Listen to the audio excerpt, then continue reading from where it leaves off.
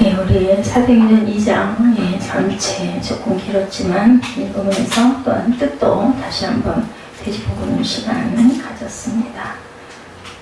2장 47절까지죠. 47절까지 내용 전체 한번 쭉 둘러보도록 합니다.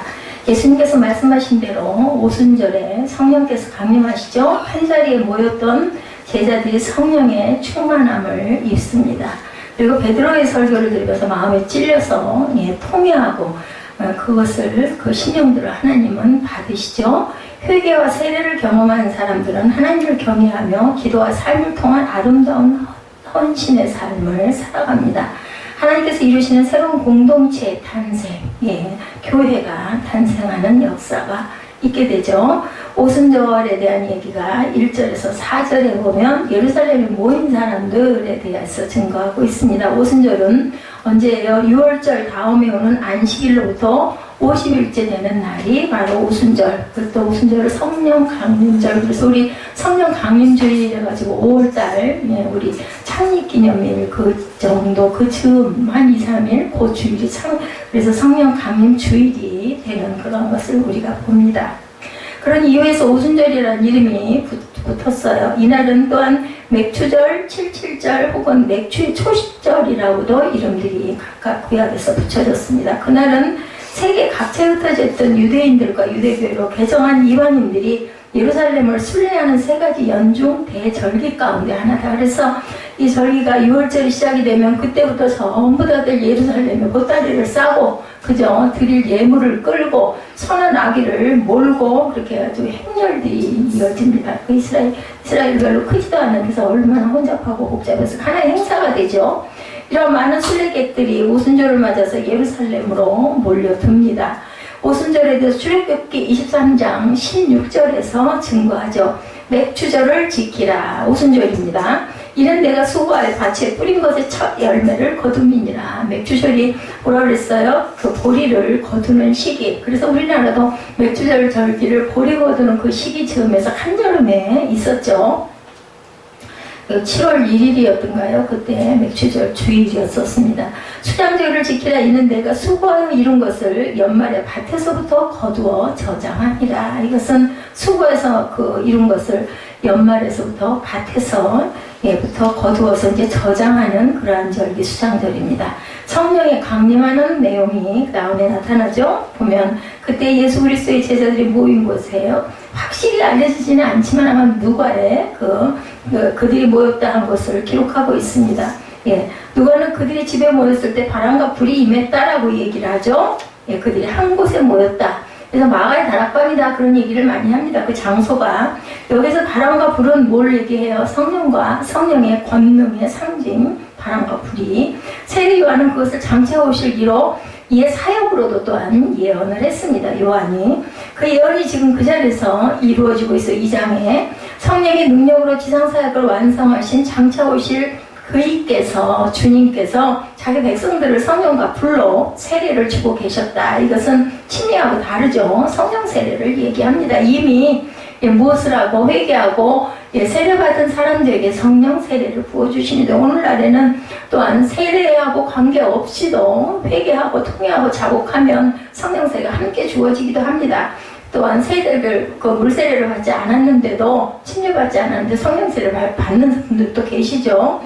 강한 바람이다. 욥기 38장 1절에 그때 여기서 폭풍 가운데서 욥에게 말씀하여 이르시되 바람 가운데 하나님께서 나타나 말씀하십니다. 불세례에 대해서 마태복음 3장 11절에 나는 너희로 회개하기 위하여 물로 세례를 베풀거니와 내 뒤에 오시는 이는 나보다 능력이 많으시니 나는 그의 신을 들기도 감당하지 못하겠느라. 그는 성령과 불로 너희에게 세례를 베푸실 것을 성령 세례에 대해서 세례 요한이 침례 요한이 말하죠. 난국 방언으로 그 첫 번째 효과는 성령의 말하심을 따라서 3절에 보니까 그가 2장 3절에 보니까 마치 불의 혀처럼 갈라지는 것들이 그들에게 보여 각 사람이 하나씩 임하여 있더니 이렇게 임합니다. 첫 번째 효과는 성령이 말하게 하심을 따라 다른 방언으로 말한 것이 됩니다. 도대체 배우지도 않은 그 각 지방의 방언으로 얘기를 해서 놀라죠. 그래서 큰 무리 무리들이 매우 놀랐다라고 얘기하고 있습니다.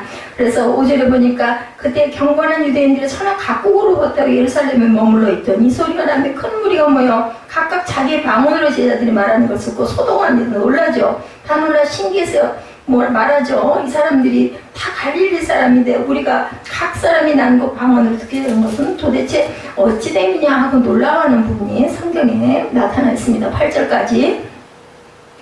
역사가 최초의 기독교 오순절의 띈 형태는 분명히 하나님의 새로운 역사의 시작을 알립니다. 그 방언을 들은 사람들은 각각 출신 지역의 단어임을 식별합니다. 여러 곳에서 몰려왔기 때문에 그 말의 내용을 즉시 이해합니다. 각 지방에서 온 사람들이 여러 말로 말한 주제는 하나님의 큰 일에 대한 내용이었다. 방언에 대해서 마가복음 16장 17절에 믿는 자들에게는 이런 표적이 따르니 곧 그들이 내 이름으로 귀신을 쫓아내며 새 방언을 말했다. 네, 이것을 방언에 대한 얘기를 하고 있죠. 하나님을 찬양한다. 누가복음 2장 13절에 믿는 자들에게는 이런 표적이 따르니 곧 그들이 내 이름으로 귀신을 쫓아내며 새 방언을 말하며. 그래서 오늘 성령에 대한 찬양을 많이 했습니다. 성령세에 대한 내용이었기 때문에 베드로의 설교에 대해서 14절부터 길죠. 42절까지 나타납니다. 요엘의 예언 성취에 대해서 17절에서 20절에 말씀하고 있죠. 자, 베드로의 설교는 기본적으로 예수님은 메시아이시고 구주이심을 말합니다. 베드로가 그 설교하는 내용은 자기의 동료들이 술에 취했다는 비방을 가볍게 일축해버리고 말세의 모든 육체에 하나님의 신을 부어주시겠다는 예언을 상기시킵니다. 요엘서 2장 28절에 나와 있죠. 지금 예루살렘에 모인 사람들은 그 예언이 생취되고 있는 것을 목도하고 있다고 선언하죠.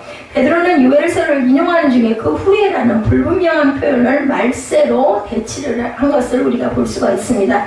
그 말의 자연스러운 의미는 말세가 도래했다 이런 해석도 됩니다. 실제로 신약 성경은 그리스도의 초림과 재림간의 전 기간을 말세다 이렇게 얘기를 하죠.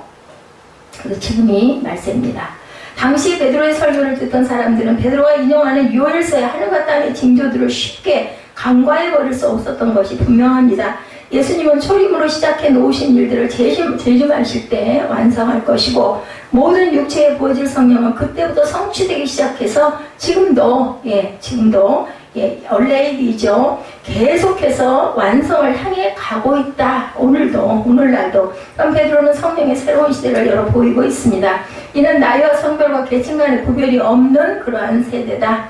말세라는 얘기가 디모데후서 3장 1절에도 너는 이것을 알라 말세에 고통하는 때가 이르러 얘기합니다. 그리스도의 재림에 대해서 마태복음 24장 30절에 그때 인자의 징조가 하늘에서 보이겠고 그때 땅의 모든 족속들이 통곡하며 그들의 인자가 구름을 타고 능력과 큰 영광으로 오는 것을 보리라. 계시록에 대한 말씀이 계시록 1장 7절에 고백되어 있는 말씀이 나타나죠. 다니엘 7장 13절에도 같은 말씀을 하고 있습니다.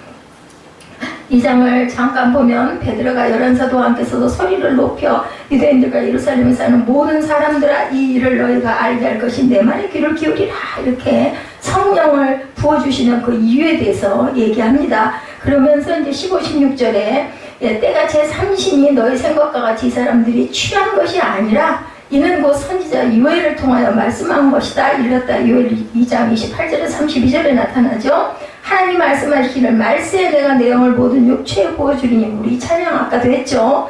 너희 자녀들은 예언할 것이요 너희 젊은이들은 환상을 보고 너희 늙은이들은 꿈을 꾸리라. 그때 내가 내 영을 내 남종과 여종에게 부어주니 그들이 예언할 것이요 또 내가 위로 하늘에서는 기사를 아래로 땅에서는 징조를 베풀리니 곧 피와 불과 연기로다. 이렇게 얘기합니다. 주의 크고 영화로운 날이 이르기 전에 해가 변하여 어두워지고 달이 변하여 피가 되리라. 그래서 누구든지 주의 이름을 부르는 자는 구원을 받으리라 하였느니라. 여기서도 회개하라는 얘기를 합니다. 이스라엘 사람들아 이 말을 들으라. 너희도 아는 바와 같이 하나님께서 나사렛 예수로 큰 권능과 기사와 표적을 너희 가운데 베푸사 너희 앞에서 그를 증언하시느니라. 그가 하나님께서 정하신 뜻과 미리 아신 대로 내준 바 되었거늘 너희가 법 없는 자들의 손을 빌려 못 박아 죽였으나 하나님께서는 그를 사망의 고통에서 풀어 살리셨으니 이는 그가 사망에 매여 있을 수 없음이니라. 이렇게 증거해서 얘기합니다. 그래서 22절부터 증인의 고백에 대한 얘기가 나오죠. 이스라엘 사람들아 이 말을 들으라. 너희도 아는 바와 같이 하나님께서 나사렛 예수로 큰 권능과 기사와 표적을 너희 가운데 베푸사 너희 앞에서 그를 증언하셨느니라. 요한복음 3장 3장 2절에도 똑같은 말씀이 있습니다. 베드로는 예수님의 기적들은 예수님의 자신을 그들에게 증거하는 하나님의 방법임이라 이렇게 증거하죠. 베드로의 설교를 듣고 있던 사람들은 예수님의 이야기를 대략적으로 알고 있었어요. 왜냐하면 십자가에 못 박아 돌아가신 그 사건이 너무나 대단했기 때문에. 그러나 그들은 하나님께서 예수님을 죽은 자 가운데서 일으키셨다는 사실은 모르고 있었던 거죠. 부활하신 주님을 직접 배웠던 베드로와 그의 동료들은 그 사실을 증거하고 있습니다. 베드로는 봤기 때문에 이 부활 사건은 예수님의 메시아 하나님의 아들임을 입증하고 있죠. 베드로는 다윗의 증거를 들어서 나타나죠. 23절에 보니까 뭐라고 얘기하고 있어요? 자, 23절 봅니다. 25절 다윗이 그를 가리켜 이르되 내가 항상 내 앞에 계신 줄을 배웠으며 나로 요동하지 않게 하기 위하여 그가 내 우편에 계시도다. 그러므로 내 마음이 기뻐하였고 내 혀도 즐거워하였으며 육체도 희망에 거하리니 이는 내 영혼을 음부해버리지 아니하시며 주의 거룩한 자로 썩음을 당하지 않게 하실 것이니로다. 주께서 생명의 길을 내게 보이셨으므로 주 앞에서 내게 기쁨이 충만하게 하시리로다 하였으므로 형제들아 내가 조상 다윗에 대하여 담대히 말할 수 있느니 다윗이 죽어 장사되어 그 묘가 오늘까지 우리 중에 있도다. 그는 선지자라 하나님이 이미 맹세하사 그 자손 중에서 한 사람을 그 위에 앉게 하리라 하심을 알고 미리 본고로 그리스도의 부활을 말하되 그가 음부에 버림이 되지 않고 그의 육신이 썩음을 당하지 아니하시리라 하더니 이 예수를 하나님의 살리신지라 우리가 다 이래 증인이로다 라고 얘기합니다. 다윗의 이야기는 그 누구의 얘기다? 예수 그리스도의 얘기다. 왜냐하면 다윗은 무덤이 있는데 예수 그리스도께서는 살아서 부활하셨기 때문에 분명히 여기서 증가한 내용에 다윗이라고 그 비유한 그것은 바로 예수 그리스도다 이렇게 베드로가 설교했다라는 거죠. 그러나 그들은 하나님께서 예수님을 죽은 자 가운데서 일으키신 사실을 모르고 있었는지 여기서 깨달죠. 이 부활 사건은 예수님의 메시아 하나님의 아들임을 이렇게 입증하고 있습니다. 다윗의 증거를 들죠. 아까 제가 읽었죠. 다윗의 말은 자기 자신을 가리키는 것이 아니고 이 예언의 영으로 장차 오실 메시아를 가리키는 것이며 이분이 바로 예수님의 경우에 적용됨을 증거하고 있다는 거죠. 오늘 본문의 중요한 내용입니다. 베드로는 또한 다윗이 내 주라고 부르면서 그분이 자기의 원수를 발 아래 복종시킬 때까지 하나님의 우편에 앉으라는 초대를 받는 상황을 묘사하고 있습니다. 본문에 나와 있죠. 이는 예수님이 죽은 자 가운데서 살아나셨을 뿐 아니라 지극히 높은 위치로 올라가셨음을 하나님 보좌 우편에 계심을 증거하죠. 예수님은 그 영광의 자리에서 이제 자기의 영을 보내셨고 그 영으로 성령의 오심은 그가 하나님의 인정을 받았음을 의미한다. 이에 베드로는 이 사실을 회개하고 믿을 것을 촉구하죠. 누구든지 하고 얘기하죠. 주의 이름을 부르는 자는 구원을 받으리라. 부활의 근거와 약속에서 시편 16편 10절에도 이는 주께서 내 영혼을 수월해버리지 아니하시며 주의 거룩한 자를 멸망시키지 않을 것이니라 이렇게 증거합니다. 구약이죠. 하나님의 오른편에 앉으셨다고 에베소서 1장 20절 신약에 말씀합니다. 그의 능력이 그리스도 안에서 역사하사 죽은 자들 가운데서 다시 살리시고 하늘에서 자기의 오른편에 앉히사 하고 얘기합니다. 모든 통치와 권세와 능력과 주권과 이 세상뿐 아니라 오는 세상에 일컫는 모든 이름 위에 뛰어나게 하시고 예수 그리스도를 22절에 에베소서 1장 22절입니다. 또 만물을 그의 발 아래 복종하게 하시고 그를 만물 위에 교회에 머리로 삼으셨느니라서 교회의 머리는 예수 그리스도시다. 히브리서 2장 8절, 계시록 19장 16절에 증거하고 있습니다. 새로운 공동체가 탄생하죠. 교회가 탄생합니다. 회개와 세례, 누구든지 주의 이름을 부르는 자는 구원을 얻으리라. 21절에 오늘 본문 21절에 말하죠.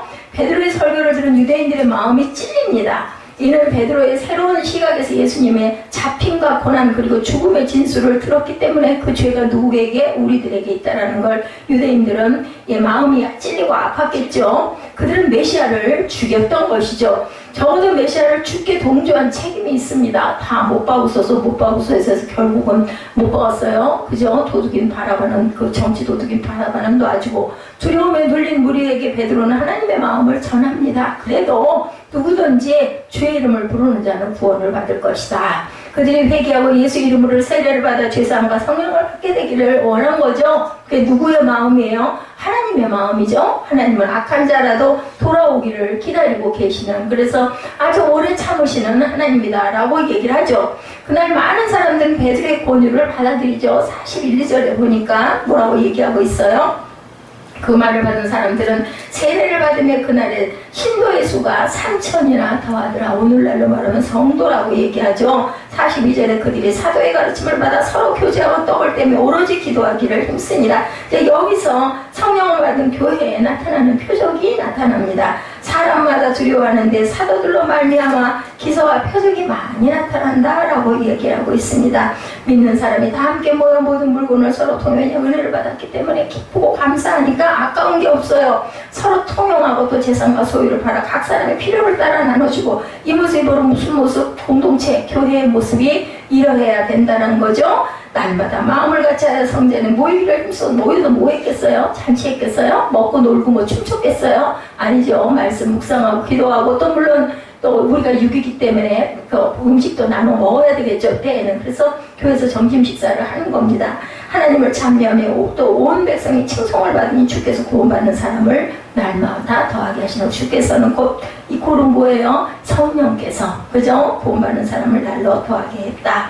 그날 많은 사람들은 이제 권유를 받고 3,000명이 복음을 믿고 세례를 받고 예수를 메시아로 고백하는 새로운 교회 공동체가 탄생됩니다. 그래서 우리는 회개할 줄 알아야 된다는 것도 누가복음 24장 47절에도 나타나 있죠. 사도행전 2장 오늘 본문 32절에도 이 예수를 살리심이 살리신지라 우리가 다 이 일의 증인이라 하나님이 살리신지라 이 일의 증인이로다. 공동체의 삶에 대해서 제가 마지막에 읽어드렸던 것처럼 43절에서 47절에 나타난 것처럼 떡을 떼며 서로 기뻐하죠. 예, 함께 물건을 서로 팔아가지고 각 사람의 필요를 따라 나눠줍니다. 내 것이 없어요. 하나님 거니까 다 아까워하고 그리고 말마다 마음을 같이 했다. 연합은 하나. 그죠? 그래서 성전에 모이기를 힘쓰고 집에서 떡을 떼며 기쁨과 순전한 마음으로 음식을 먹었다라고 나타나 있습니다. 기사와 표적 마가복음 16장 20절에 제자들이 나가 두루 전파할새 주께서 함께 역사하사 그 따르는 표적으로 말씀을 확실히 증언했다라고 증거합니다. 사도행전 5장 12절 히브리서 2장 4절에도 증거하고 있습니다. 그래서 새로운 공동체는 매일 성전에 모였다. 2장 전체의 내용은 마지막에 그죠? 거기에는 뭐가 있었어요? 의무가 아니라 기쁨이 있었고 자원에서 막 물건을 서로 팔아서 나눠주고 통용하는 그런 역사가 일어나죠. 그들의 교제는 이렇게 풍성했다. 왜? 전심으로 마음으로 그죠? 내 마음을 들여서 했기 때문에 억지로가 아니니까 너무 서로 기뻐하는 거예요. 그리고 백성에게 칭송을 받습니다. 누가는 이 공동체가 보였던 결과에 대해서 매일 구원받는 사람이 더했다고 증언하죠. 공동체성의 그 강조는 지금 현대교회에게 요청되는 내용이에요. 우리가 그런 마음이 돼야 된다라는 거죠. 사도행전 2장은 최초의 교회가 시작된 역사적인 순간을 이렇게 생생하게 묘사한다. 43절에서 47절의 모습이 교회의 모습이 되어야 된다라는 거죠. 그래서 구원받는 사람이 더했다고 증언하죠. 이 공동체가 보였던 결과는 공동체성의 강조는 지금 현대교회에 요청되는데 사도행전 2장은 최초의 교회가 시작된 역사적인 순간을 묘사해주고 있고 세계 최초의 교회는 어디서 시작됐다? 그래서 예루살렘에서부터 시작이 됐다. 그래서 우리 그 찬양에도 있죠. 예루살렘에서 하고 그 찬양 제가 기억이 납니다. 예수님의 부활과 승천을 목격한 제자들이 예루살렘으로 돌아왔죠. 어디로 가다가 자기 고향으로 뿔뿔이 흩어져 가다가 중간중간 예수님께서 나타나셔서 자기 제자들을 다 불러 모으시고 예루살렘에 모여서 너희는 저녁 기도에 힘쓰라 떠나지 말고 성령이 말씀하심을 기다려라 라고 말씀해서 다시 돌아갑니다. 돌아가셨는데 그걸 지키고 따르는 사람은 하나도 없었어요. 다시 40일 동안 계시면서 다 불러 모아놓고 하늘로 승천하심을 또한 보여주시죠. 500명에게 보였다라고 나타납니다. 이 500명은 뭐겠어요? 은혜 받은 사람들이 모였겠죠. 그 많은 사람 중에서 500여 명 정도 그리고 또 다시 마가다락 방에 모인 사람이 120분도 500명의 4분의 1 정도가 4분의 1 정도가 모인 거죠. 그들 중에 일부는 큼지막한 다락방으로 올라가서 예수님께서 예루살렘을 떠나지 말고 아버지께서 약속하신 것을 기다리라고 하셨던 말씀을 기억하고 오직 기도에 전념했다. 그 일부 120분도 그렇죠. 사도행전 1장 4절에 사도와 함께 모이사 그들에게 분부하 이르시되 예루살렘을 떠나지 말고 내게서 들은 바 아버지께서 약속하신 것을 기다려라. 이것은 누가복음 24장 49절에도 똑같은 말씀을 합니다. 누가복음 24장 48절에 너희는 이 모든 일의 증인이라고 말씀하시고 49절에 볼지어다 내가 내 아버지께서 약속하신 것을 너희에게 보내리니 너희는 위로부터 능력으로 입혀질 때까지 이 성에 머물라 하니라. 여기서 우리가 중요한 구절 깨달아야 합니다. 위로부터 능력으로 입혀질 때까지입니다. 내가 입는 게 아니라 하나님께서 우리에게 부어주실 때까지. 누가 요엘도 그렇게 하죠. 내 영을 너에게 부어주리니 그랬죠. 우리가 사모하면 하나님께서는 부어주신다라는 거지 인위적으로 할 수 있는 것은 없습니다. 오순절이라는 유대인의 절기가 시작되는데 초자연적인 사건이 일어납니다. 하늘에서 갑자기 세찬 바람 소리가 나더니 바람 소리가 온 집안에 가득 채워지죠. 그리고 불길 같은 것들이 나타나 모여있는 각 사람의 임해요. 2장 내용이죠. 예, 동시에 그 자리에 모인 사람들이 다 성령으로 충만해져서 각기 다른 언어로 말하기 시작을 합니다. 그렇게 예루살렘 교회는 탄생이 되었고 예루살렘 성에 사는 수많은 사람들에게 복음을 전하여 구원이 확산되는 모습이 보여집니다. 예루살렘뿐만 아니라 각 나라에서 온 수많은 사람들에게 영향을 끼치죠.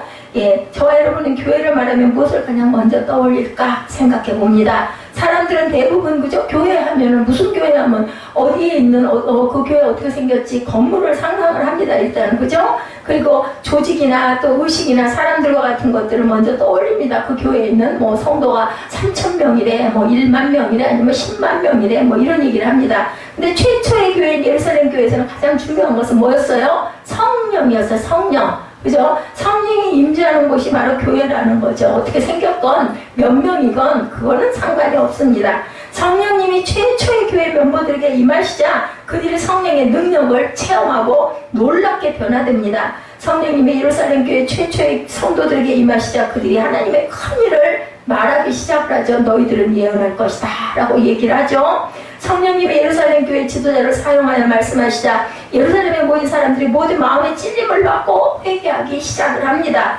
예수님은 사도행전 1장 8절에 우리가 너무너무 잘 아는 유명한 성부이죠. 오직 성령이 너에게 임하시면 너희가 권능을 받고 온 예루살렘과 유대와 사마리아 땅 끝까지 이르러 내 증인이. 이 얘기는 지금 뭐 얘기하면 유대와 사마리아와 그곳이 아니라 세상 끝까지예요. 마지막의 끝까지. 마지막 끝은 사람마다 좀 다를 수가 있습니다. 내가 돌아가기 전에 내가 끝에 해당하는 부분이 각자 다를 수 있어요.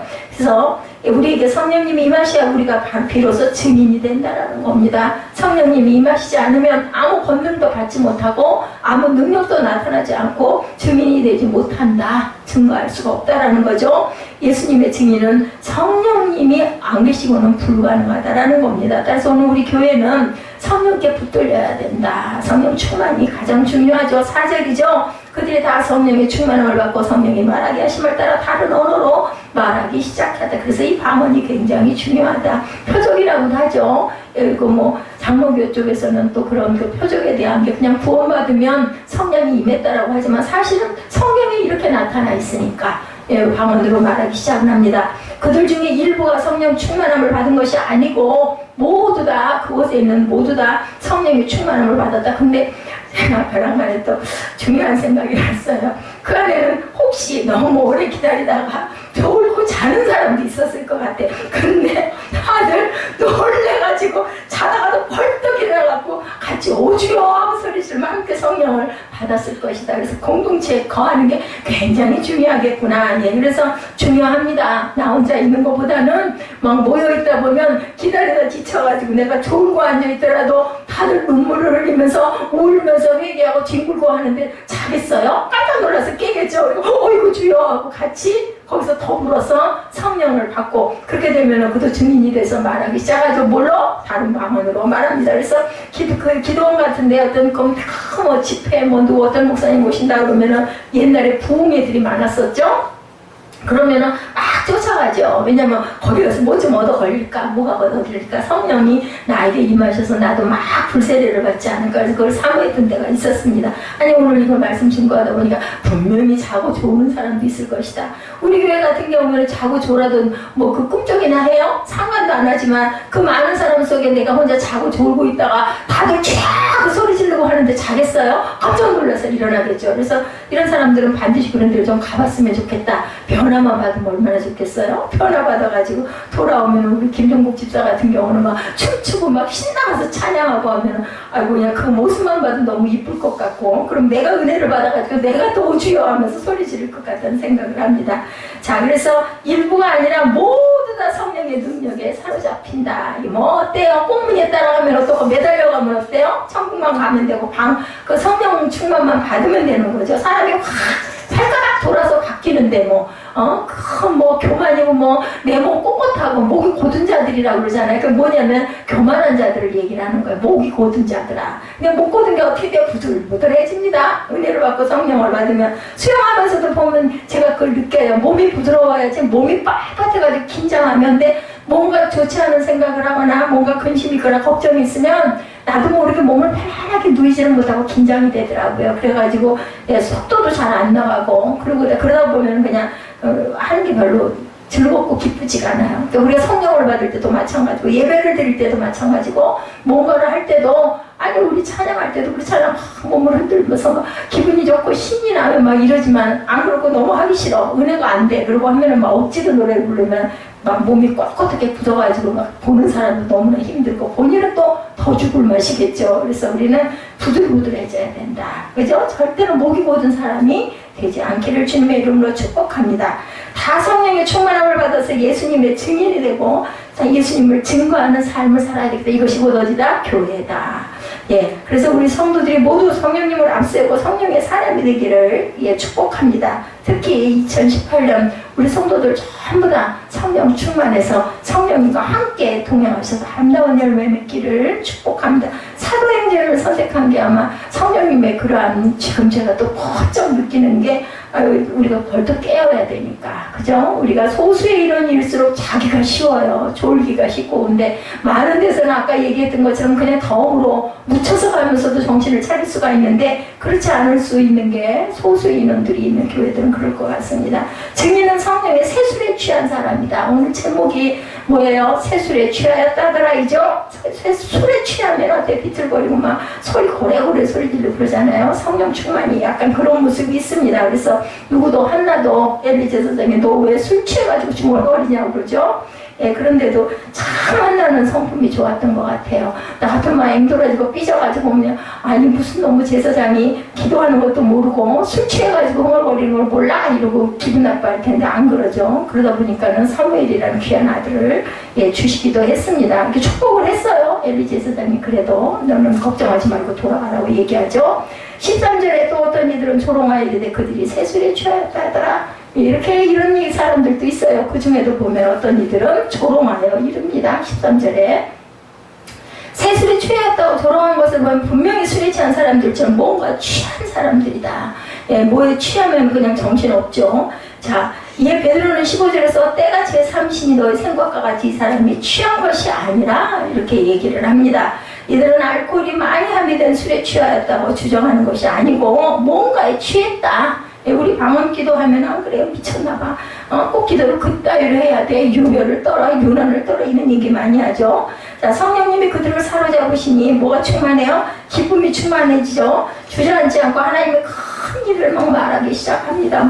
그죠? 이상해요. 그거 보면은 누가 시키지도 않는데도 그냥 저도 그 경험이 있지만 막 끊임없이 해서 그냥 말이 나오고 마음속으로는 막 그 우리말 해석이 막 들어가가지고 올라가는 그런 그 감동 그리고 경험들을 다 했을 것입니다.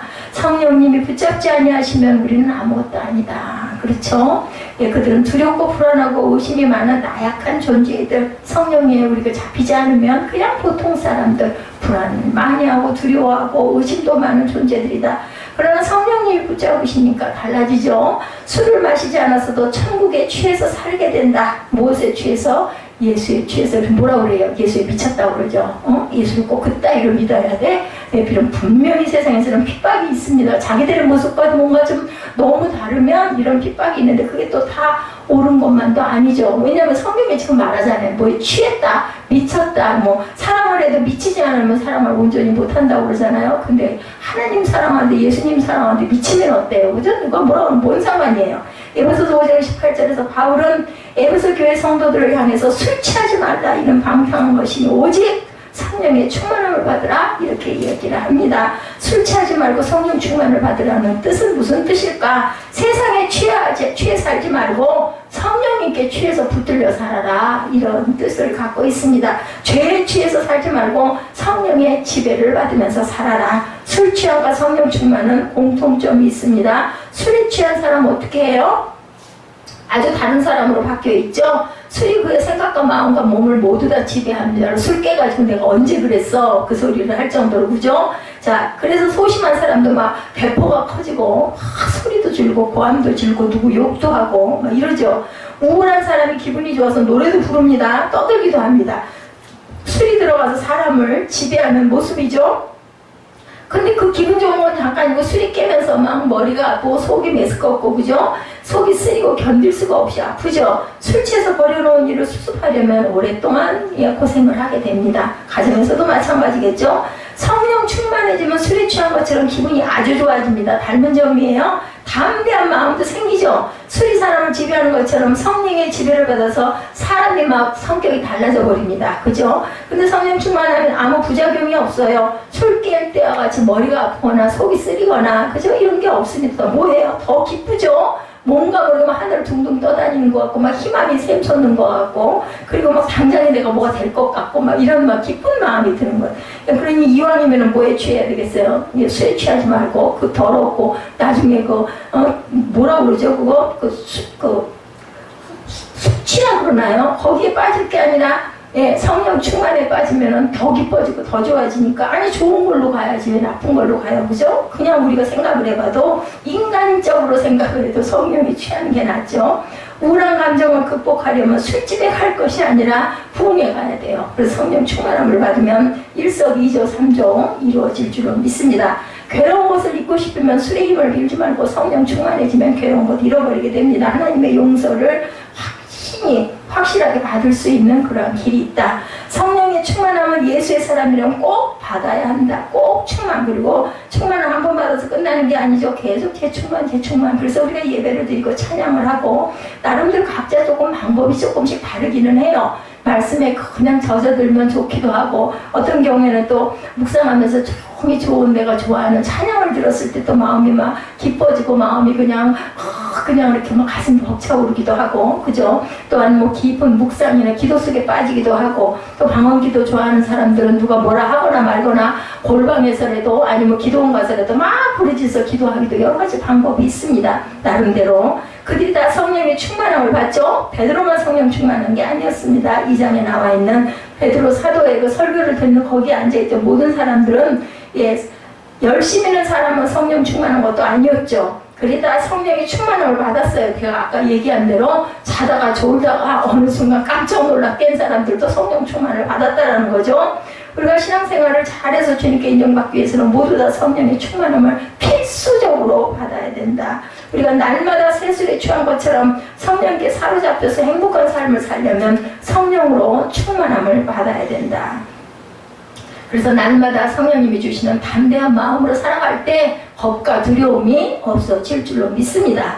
자, 증인은 성령의 언어로 말한다. 우리 4절에 그렇게 나타나죠. 그들이 다 성령의 충만함을 받고, 두 번째입니다. 성령이 말하게 하심을 따라서 다른 언어로 말하기 시작하니라 이렇게 얘기하죠. 첫 번째는 증인은 성령의 세술에 취한 사람들이다. 13절에 증거하고 있고, 두 번째는 4절에 성령의 언어로 말하는 사람들이 바로 증인들이다. 자, 제자들은 성령의 말하게 하심을 따라 말하죠. 절기를 지키러 세계 각국에서 온 유대인들과 개종한 이방인들은 갈릴리 출신의 제자들이 자기들이 살고 있는 지역의 언어로 말하는 것을 듣고 깜짝 놀랍니다. 아니 어촌에 있는 갈릴리 가난뱅이 어부들이 어떻게 내 지역에 있는 말을 할 수가 있어? 방언으로 얘기를 하니까 놀라죠. 이 사람들이 언제 외국어를 배워서 이처럼 유창하게 우리가 사는 나라 말을 하는 거야. 뭐 요즘에도 보면은 성령세례 받는데 방언 받는데 생전 배워보지도 않은 중국 방언을 하는 사람도 있고, 일본어로 방언하는 사람도 있고, 또 영어를 또 그렇게 유창하게 하는 그런 방언을 받은 그런 분들도 있다고 합니다. 무식한 사람으로 보이는데 외국어를 언제 배웠어? 그죠? 뿐만 아니라 서로가 다른 언어로 말을 하는데 서로 의사소통이 되고 알아듣는 거예요. 또 깜짝 놀랄 일입니다. 성령의 오심으로 인해서 언어와 문화의 경계를 무너뜨리고 복음을 땅끝까지 전파되도록 특별한 능력이 역사하고 있었다. 또한 최초의 교인들은 다른 언어로 말하기를 시작했을 뿐만 아니라 성령이 말하게 하심을 따라 말하기 시작했다는 거예요. 내 맘대로가 아니라 성령이 강권을 하니까 그 성령 세례 받은 많은 사람들 안 그래요? 한번 그 방언하기 시작하면 계속해서 하죠. 그죠? 내가 생각한 대로 말하는 것이 아닙니다. 성령이 말하게 하심을 따라 말하였다. 11절에 하나님의 큰 일을 말함을 듣는도다. 이렇게 증거하고 있습니다. 하나님의 교회를 통해서 하시고자 하는 일을 말하게 된다. 하나님께서 예수를 죽음에서 살리시고 부활하게 하셨음을 증거하게 되고 말하게 되죠. 사람들이 십자가에 못 박은 예수로 하나님의 그리스도가 되게 하심을 말하기 시작합니다. 회개하고 또한 주 예수를 믿어 죄사함을 받으면 그들도 성령님을 선물로 받게 된다라고 그것도 얘기합니다. 무슨 자격이 있는 거 아니에요. 내 죄를 회개하고 자복하기만 하면, 성령님을 인정하고 환영하고 모셔드리기만 하면, 내 안에 있는 것들을 다 드러내놓고 나는 이런 죄인입니다 하고 회개하기만 하면 하나님께서는 누구를 막론하고 성령 세례를 준다. 그러니 얼마나 감사해요. 나도 묻혀서 좀 가봐야지 하고 한번 해볼 법도 해요. 그죠? 인지 아닌지 모르지만 이렇게 해서 성령 세례 받고 나면 사람이 다 변하니까. 증인은 이렇게 성령께 붙잡혀 사는 사람들이 바로 증인이다.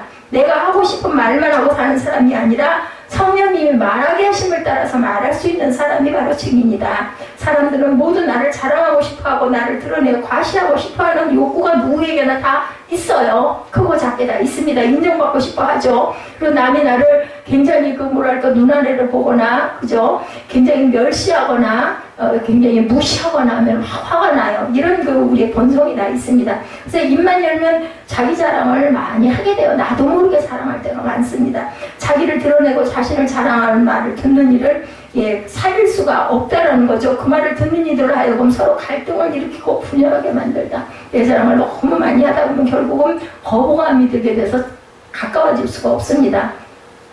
그 말을 듣는 이로 하여금 시기 나게 하고 서로를 미워하고 지까지 뭘 그렇게 잘났다고 저렇게 떠들어대. 지 말만 자기 잘난 것만 막 추크리고 추스리고 하다 보면 처음에는 그냥 들어주다가 나중에는 듣기 싫어지잖아요. 그래서 많이 피하게 되죠. 그렇지만 성령 충만해서 성령께서 말하게 하심을 따라 말하면 자기를 자랑하지 않고 누구를 자랑해요? 하나님을 자랑하게 되고 예수님을 자랑하게 되는 거죠. 그래서 다들 아무리 떠들어도 다들 너무너무 좋아하는 거예요. 자기 방언으로 말로 막 해대고 그걸 못 알아들어도 그거 하고 나면 막 다들 얼싸안고 끌어안고 눈물을 흘리면서 막 기뻐가지고 펄펄 튑니다. 뭐가 돼요? 하나 되는 거예요. 왜냐하면 목적이 똑같았기 때문에 하나님을 높이고 하나님을 증거하는 일을 했기 때문에 그냥 자기 자랑을 해서 내 말로 막 말을 하면 멀어지지만 성령의 말하게 하심을 따라서 말하면 그 안에 있는 모든 사람들이 화목하게 되고 하나 되게 되고 연합하게 되고 막 너무 기뻐지고 너무 좋아지고 그냥 다 우리는 형제 자매요 하고 끌어안게 된다는 거죠.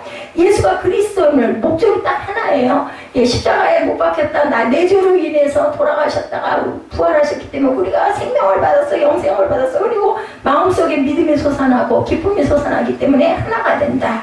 그래서 내가 말하고 싶은 것들은 아무 생각 없이 쏟아내는 사람들이 돼서는 안 되겠다라는 겁니다. 하고 싶은 말들이 많지만 절제하고 성령이 말하게 하심을 따라서 성령의 언어로 말하는 사람들이 돼야 되겠다. 한번 좀 저와 여러분들 함께 잠깐 돌아보시기 바랍니다. 내 말 듣는 사람들이 그 말을 듣고 상처받고 시험에 들면 원망과 미움이 확산되게 되죠. 아니면 내 입에서 나가는 말을 듣고 자신의 죄를 뉘우치고 치유받는, 상처가 세매어지고 용기와 생명과 세임을 받는 그런 사람들이 있는가, 이거를 우리가 돌아봅니다. 모두 성령 충만을 받은 최초의 교인들, 성도들처럼 성령이 말하게 하심을 따라서 성령의 언어로 말하며 살아가기를 축복합니다. 그래서 내가 하나를 말하면 들어주는 건 2개를 들어주고 기도는 3개를 해라. 1, 2, 3이 생각이 나네요. 어떤 그 목사님이 하셨던 말씀이 성령의 언어로 성령이 말하게 하심을 따라 말해서 우리의 말을 듣는 이마다 살아나게 된 역사가 일어나야 될 줄로 믿습니다. 그리고 3번째 증인은 성령의 열매를 맺는 사람이다. 41절이죠. 1절은 이렇게 시작되죠. 오순절 날이 이름에 이렇게 시작을 합니다. 오순절은 원래 율법 수여와 계약 회복을 기념하는 날입니다. 동시에 포도의 첫 열매를 수확하는 절기죠. 근데 그때 성령이 강림하신 때가 바로 그날이다 보니까 성령 강림주가 된 거예요. 오순절이. 처음에 원래는 율법 수여와 계약 회복을 기념하는 날이었다고 그러죠. 그리고 포도의 첫 열매를 수확하는 그러한 절기였습니다. 기도하며 성령을 기다린 120명의 제자들은 오순절날 성령의 첫 열매가 되었다라는 의미를 가지고 있습니다. 최초의 성도인 예루살렘 교회의 첫 열매인 최초의 교인들이 되었습니다. 그리고 110명이. 그리고 성령 충만해서 성령의 세술에 취해서 방언을 하고 성령의 말하게 하심을 따라 하나님의 큰 일을, 비밀을 말하기 시작을 하죠. 그러자 그들을 보고 그들의 말을 듣던 각국으로부터의 온 유대인들이 다 놀라 당황한 게 바로 본문에 나타나 있죠. 이 어찌된 일이냐 하고 뜨거운 반응을 보입니다. 그리고 마음에 찔림을 받아 형제들아 우리가 어찌할꼬 물어봤을 때 누구든지 주의 이름을 부르는 자는 구원을 얻으리라 이런 답을 받게 되죠. 그래서 베드로의 권면을 받아서 그날 침례를 받고 성도들이 되죠. 최초의 교회인 예루살렘 교회에 풍성한 열매 몇 명? 3,000명이 회개하고 돌아오는 역사가 있었고 그 다음에 그 46절에 보면 날마다 성도가 더했다라고 나타나죠. 누가? 성령께서 일하심에 따라서 예루살렘 교회에서는 수많은 기사와 표적이 일어납니다. 믿는 사람들이 다 함께 지내며 뜨겁게 사랑하며 서로 필요를 채워주고 뭐 니꺼 내꺼 없이 다 팔아가지고 나눠서 채워주죠. 온 도시의 사람들이 교회를 두려워하고 교인들을 크게 칭찬하고 존경하게 되는 왜냐? 기사와 표적이 일어났기 때문에 사람들은 보여지는 것에 연연할 수밖에 없어요. 제가 그 자동차 그 접촉 와가지고 그 차 망가뜨리는 그것에 아니 그거 제일 중요한 게 보네트 긁힌 거 그리고 그 앞에 범퍼 박아갖고 찌그러진 게 중요하지. 글쎄 그게 그 옆에 플라스틱 날개 거들거들한 게 뭐가 그게 중요하냐고요. 그거 맞추면 될 걸 계속 그거 가지고 아주 그냥 실갱이를 열심히 하다가 제가 그랬잖아요. 그거 중요하지 않다고. 그런데 제가 마음으로 느끼는 게 이렇게 사람은 눈에 보이는 걸 이렇게 중요시하는구나. 그게 또 없었는데 왜 거기 나타났냐. 그럼 딴 데서 사고가 나서 온 게 아닌데 이 얘기를 계속 하게 되길래 제가 보이는 게 그게 중요한 게 아니라 그거는 중학생 애도 이렇게 만지니까 들어가더라. 그거는 어차피 범퍼를 띄면 본네트를 갈게 되면 뜯어내가지고 다시 붙이면 그거 다 박아 넣으면 되기 때문에 그거 거덜거리는 게 문제가 아니라 이건 똑같습니다. 보면은 눈에 보이는 것에 연연해서는 안 되겠다라는 거죠. 그런데도 사람들은 그렇게 됩니다. 눈에 보이다 보니까. 그리고 날마다 구원받는 사람이 더해지게 되죠. 이 모든 것들은 예루살렘 교회 교인들의 성령 충만하여 성령으로 맺은 아름다운 열매들이었다. 이렇게 나타납니다. 성령 충만은 단순히 맛보는 영적 체험의 전부가 아니고 성령 충만하면 성령께 사로잡혀서 성령의 열매를 모든 삶의 영역에서 풍성히 맺으며 사는 삶이다. 일단은 보여지는 모습이 그렇게 됐으면 나중에는 열매가 맺히죠. 저 같은 경우에는 성령 충만을 받게 되니까 뭐가 썼어요? 교회가 쓰게 되죠. 예, 작든 크든 우리가 사람들이 모임으로 인해서 제가 부족해가지고 그 열매가 아주 주렁주렁 풍성하게 열리지는 않았지만 성령 세례를 받고 나서 생긴 열매는 반드시 분명한 것은 교회 공동체가 세워진다라는 것이 바로 표적입니다. 여기 예루살렘에도 이래서 교회가 세워지죠. 성령 충만한 우리의 모습을 보면서 주위의 사람들이 이 어찌된 일이냐 도대체 미쳤냐 하고 얘기하는 거 이것이 바로 열매가 맺혀가는 증거라는 거. 무슨 예수를 믿으면 유별나게 믿다 보면 교회가 생기고 공동체가 생기고 가족교회가 생기는 것은 바로 유별리가 믿었을 때 하다못해 안 되면 가족 전체라도 예수를 믿어가지고 가정교회가 생기게 되죠. 그리고 또 어디로 뻗어가요? 친척들로 뻗어가겠죠. 그래가지고는 열매들이 맺히게 됩니다. 그래서 성령 충만한 우리의 모습을 보면서 그들이 두려움을 느끼든지 부러움을 느끼든지 칭찬을 해오든지 해야 된다. 성령 충만 아무것도 아니네 이렇게 되면 곤란한 거죠. 아울러 우리를 보면 도전을 받고 회개하고 예수를 믿게 되든지 아니면 하나님이 우리와 함께 계시고 우리의 기도를 들으시고 크게 사용하셔서 기적을 해가시는 것을 보여줘야 된다. 본이 돼야 되겠죠? 믿지 않는 사람들의 본이 되어야 합니다. 그래서 하나님께 돌아오고 싶은 마음이 일어나게 할 수 있어요. 아유 나도 좀 그 교회 좀 가봤으면 좋겠다. 이런 마음이 들게 해야 되겠다. 이 모든 것이 성령 충만한 사람들에게 나타나야 하는 열매이다. 저와 여러분은 과연 어떠한가? 우리가 성령 충만하면 반드시 성령의 열매가 맺히게 된다라는 거. 성령 충만하면 풍성한 열매를 맺어야겠죠. 존 웨슬리가 성령을 체험하고 주위에 있는 사람들에게 강력한 영향을 끼칩니다. 그 소문을 듣고 웨슬리의 학교, 모교인 대학, 옥스퍼드 대학에서 웨슬리를 초청했다고 그래요. 웨슬리는 교수들이 모인 자리에서 성령 충만함을 받으시오라는 제목으로 말씀을 증거했다고 합니다. 영국 최고의 석학인 교수들의 반응을 보니까 엄청나게 못마땅한 기색이 일색이었다고 그래요. 그랬겠죠. 예, 그 짐작이 되시죠. 그래도 그는 물러서지 않았다고 그래요. 웨슬리는. 예수님의 제자들은 예수님을 만났고 예수님의 말씀을 직접 들었고 예수님과 함께 생활했고 자신들의 눈으로 예수님의 온갖 기적을 행하시는 것을 봤어요. 그런데도 예수님은 제자들에게 성령 받으라고 명령을 하셨습니다. 그래서 제자들은 예수님의 명령을 따라서 예루살렘에 머물며 성령이 임하기를 기다렸고 오순절날 그 오신 그 성령을 사모하고 있었죠. 그리고 성령 충만을 받고 나서 완전히 변화가 돼서 어디로 세계 각처로 뛰어나가게 되는 역사가 일어납니다. 예, 전도하자 3,000명의 침례를 받고 5,000명이 회개하는 역사가 일어난 것을 우리가 성경에서 봅니다. 그런데 옥스퍼드 대학의 교수님, 예수님을 직접 만난 적이 없어요. 아무리 유명한 교수라도. 근데 예수님과 직접 식사한 적도 없어요. 제자들처럼. 예수님의 기적을 직접 보지도 못했어요. 그죠? 예수님을 직접 만나고 함께 먹고 기적을 목격했던 제자들도 성령이 임하여 권능을 받은 다음에야 나가서 영혼을 살리는 일을 했습니다. 그렇다면 저와 여러분들의 말로 반드시 성령 충만함을 받아야 하나님의 종으로 쓰임받을 수가 있지 않겠느냐. 웨슬리가 한 얘기예요. 자, 웨슬리의 설교를 들은 교수들이 깨집니다. 그리고 옥스퍼드 대학의 성령 운동이 일어났다고 합니다. 그렇게 교만하게 앉아가지고 팔짱 끼고 아주 그냥 뭐 유별나게 별 무슨 소리를 하고 앉아있던 사람들이 이 얘기를 듣고는 깨어졌다고 그러죠. 산업혁명의 위기를 겪던 영국의 변화에 그 새바람이 불게 됐다고 그래요. 그 일로 인해서 회개운동이 강력하게 일어나고 사람들이 변화하기 시작하고 빈부격차의 문제도 해결되고 교회마다 사람들이 밀려오고 영국에 그 구원받는 역사가 일어나기 시작을 했대요. 웨슬리가 그 옥스퍼드 대학에서 설교를 한 이후에 교수들이 깨어지면서 성령으로 충만해지지 않고는 능력 있는 신앙생활을 할 수가 없다.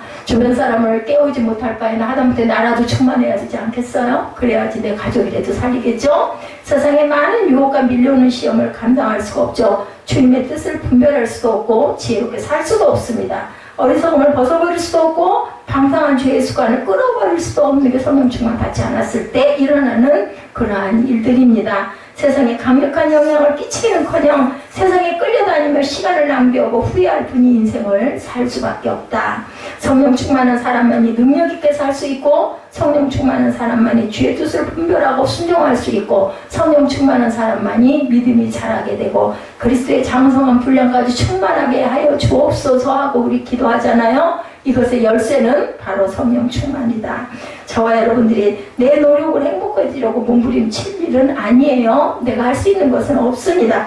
행복한 가정생활, 즐거운 교회생활, 성공적인 사회생활의 열쇠는 모두 성령 충만함임을 우리가 알아야 된다는 거죠. 그래서 사도행전적인 교회는 과연 그런 교회가 세상에 있기는 한가? 정말 가능할까? 요즘 시대에도 어떤 학자들은 이제는 없다. 그때 초대교회 때 있었던 역사지 지금은 이런 건 이미 끝났다라고 얘기하는 사람도 있습니다. 근데 저는 생각하기에 그렇지 않다고 생각해요. 오늘날도 분명히 있습니다. 사도행전 2장에 오늘 본문에 나오는 예루살렘 초대교회의 모습에 우리가 다 알다시피 예루살렘 초대교회는 사도행전 2장에 나오는 오순절 성령 강림 사건으로 인해서 시작된 교회입니다. 역사상 최초로 시작된 교회다 보니 아직은 미약했을 거예요. 그죠? 요즘 그렇지만 개척교회죠. 그런데 이 작은 교회가 얼마나 능력과 매력을 갖춘 교회였는지, 얼마나 대단한 영향력을 주변에 끼치는 교회였는지, 우리 지난번에 그 주일날 영상에 누구였었죠? 그 개그우먼인가?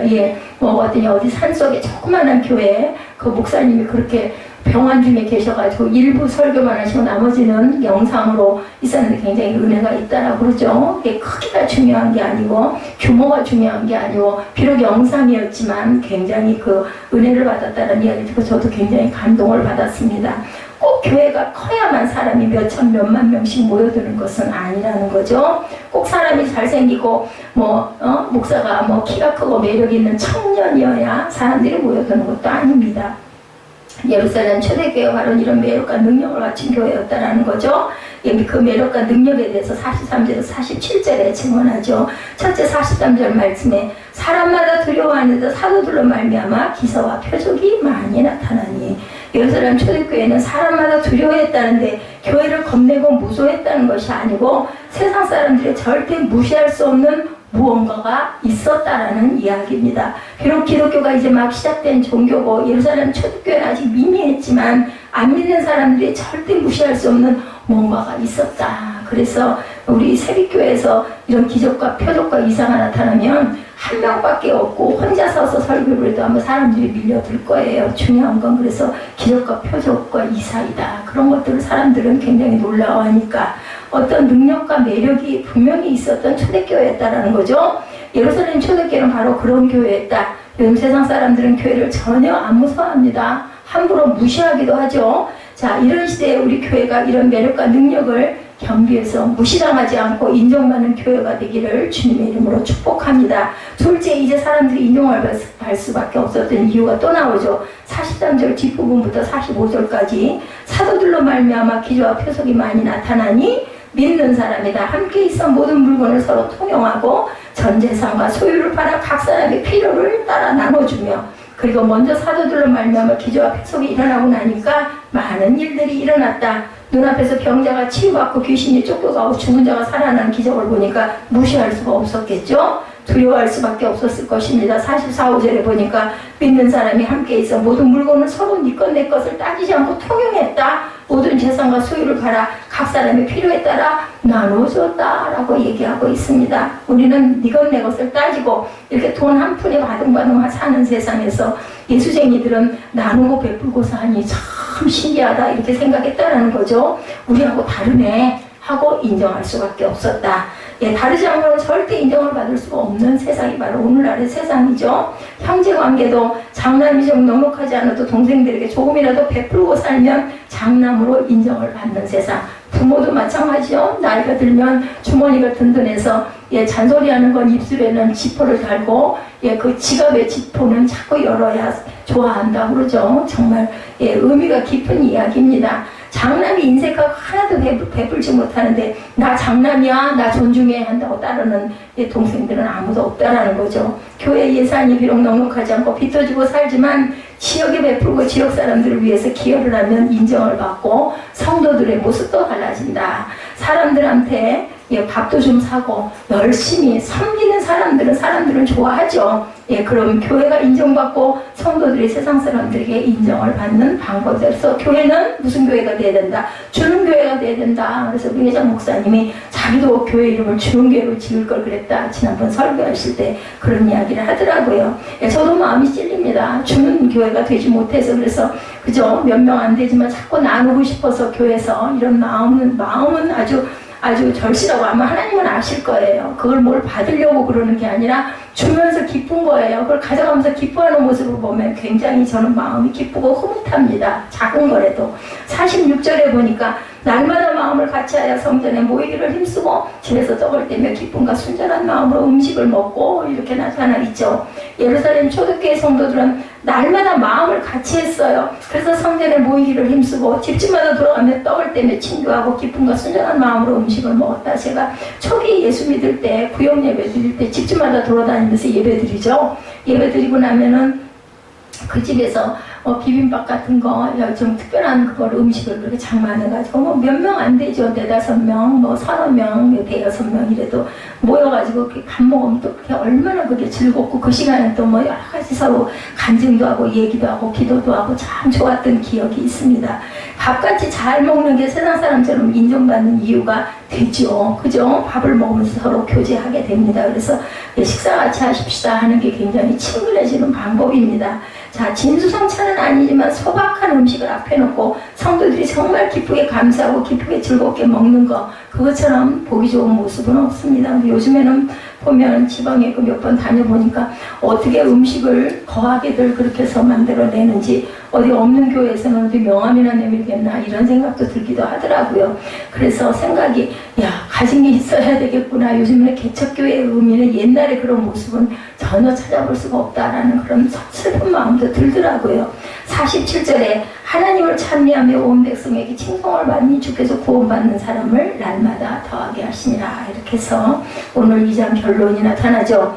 예루살렘 초대교회 이런 모습 때문에 온 백성에게 칭송받는 교회가 되었다. 요즘 말로 하면 세상 사람들에게 인정과 존경을 받는 교회, 매력과 능력을